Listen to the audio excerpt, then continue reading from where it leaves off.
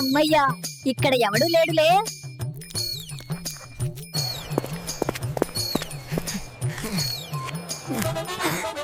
ఉదయం 2 క్యాన్ల పులిహోర అయిపోతే వచ్చిన వాళ్ళు తినేశారనుకున్నా. ఇది నీ పనా? ఉండు చెప్తా. నా దొంగరాటో.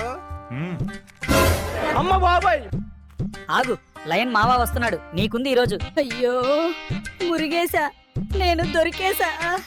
అయినా ఈ బుడ్డిరాటుగాడు ఎంత పులిహోర తినేశాడంటే ఎక్కడో కొడుతుంది. ఎవడు చేశాడో కానీ పులిహోరలో నెయ్యి దంచేశాడు. అమ్మ బాబాయ్, మీ దుర్మార్గం తగలయ్యా.